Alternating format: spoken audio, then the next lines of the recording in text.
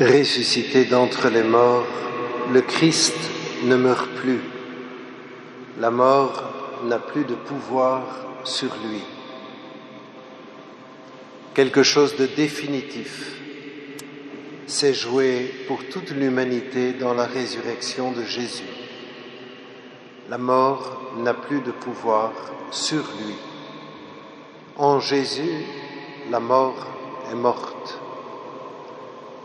Et le salut consiste désormais à être uni à Jésus, à faire un avec Jésus pour bénéficier de cette victoire sur la mort gratuitement, sans mérite de notre part.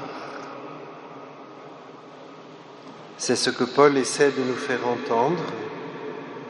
Nous tous qui, par le baptême, avons été unis au Christ Jésus, c'est à sa mort que nous avons été unis par le baptême. Si donc, par le baptême qui nous unit à sa mort, nous avons été mis au tombeau avec lui, c'est pour que nous marchions dans une nouveauté de vie. Au jour de notre baptême, quelque chose d'irréversible aussi s'est produit. Au jour de notre baptême, nous sommes entrés dans cette nouveauté de vie.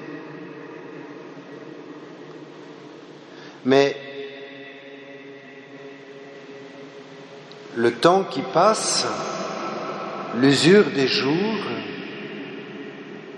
et le fait que nous ne soyons pas encore dans la plénitude fait qu'il nous faut régulièrement revenir à la source pour reprendre conscience de ce que Dieu a fait pour nous et pour renouveler en nous l'engagement de toute notre vie à vivre de la vie du Christ. Le carême que nous venons de vivre était un entraînement, une préparation à entrer dans les 50 jours du temps pascal qui commence aujourd'hui. Le temps liturgique le plus long de l'année, le temps liturgique le plus important de l'année. Car il s'agit pour nous de réapprendre à vivre dans cette nouveauté de vie. Les saintes femmes vont au tombeau.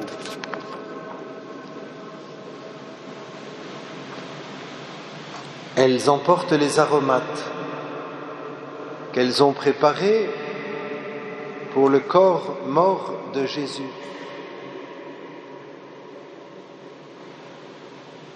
Elles cherchent le crucifié. Vous cherchez Jésus de Nazareth, le crucifié ? Mais quelque chose a basculé. Il est ressuscité. Il n'est pas ici. Elles veulent revenir avant la passion, avant la croix, pour retrouver leur Seigneur, même s'il est crucifié, même s'il est au tombeau. C'est encore lui d'une certaine manière. Mais non, il n'est plus là.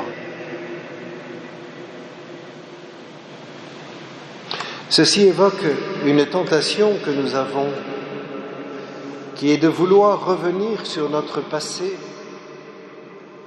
comme si nous avions la possibilité de le ressaisir et de le changer. Le temps s'écoule de manière linéaire vers l'avenir. Personne ne refait sa vie. C'est une expression mensongère. On poursuit sa vie, parfois autrement, mais on ne refait pas sa vie. S'il y a du péché dans notre vie, il est toujours hier. C'est pour cela que quand je vais me confesser, j'utilise le passé composé et non pas le présent. Parce que le péché, c'était hier. Aujourd'hui, Dieu me fait grâce. Aujourd'hui, Dieu m'ouvre l'avenir.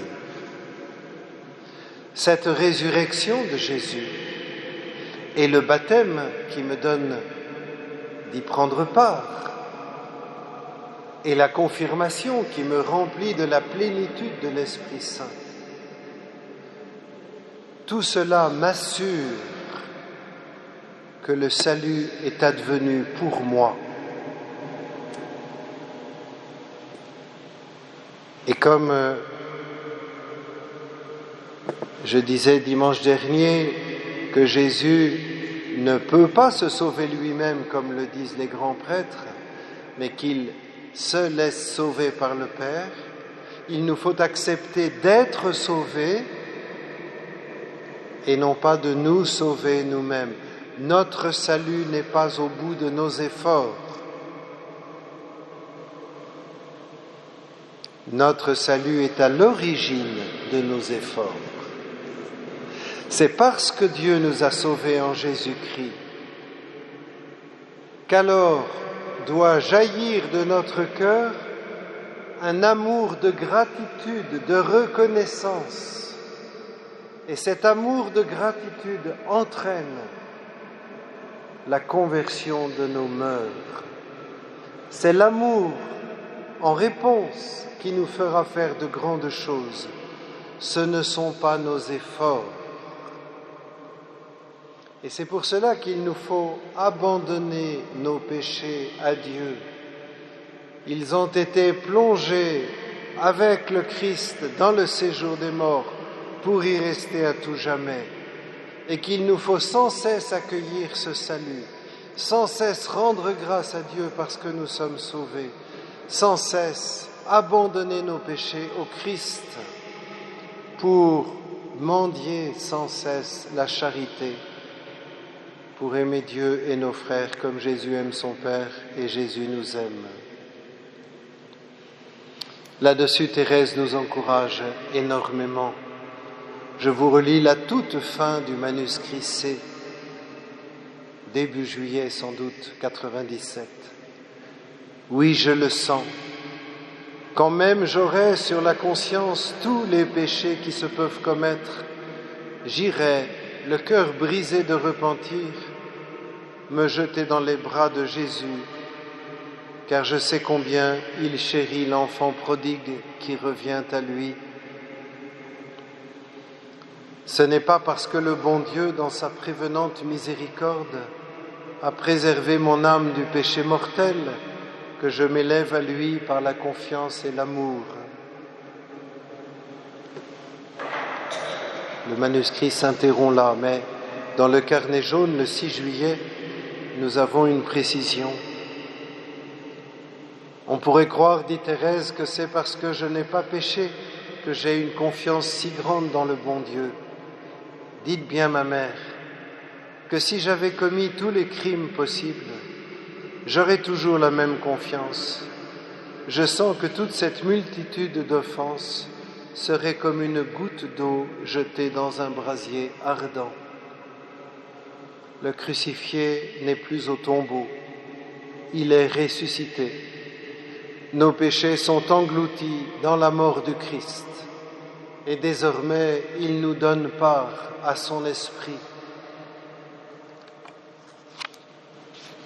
Ne soyez pas effrayés, vous cherchez Jésus de Nazareth le crucifié, il est ressuscité, il n'est pas ici.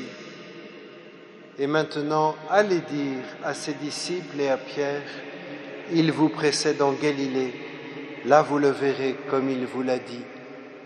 Où rencontrer le ressuscité aujourd'hui? Où nous précède-t-il? Il nous précède dans le cœur de tous nos contemporains. C'est en allant dans la Galilée des nations, c'est-à-dire partout dans le monde, en allant là où nous vivons, et en annonçant la résurrection de Jésus que nous le rencontrerons. Ce n'est pas en gardant les yeux fixés sur le tombeau que nous verrons le ressuscité. C'est en l'annonçant à nos frères. Ce n'est pas en revenant sans cesse à nos péchés, même graves et récurrents, que nous accueillerons le salut. C'est en contemplant le Christ. Ce n'est pas en nous tournant sur nous-mêmes que nous trouverons la vie, mais c'est en nous mettant à la suite du ressuscité pour qu'il nous conduise par sa passion et par sa croix à la gloire de sa résurrection. Amen.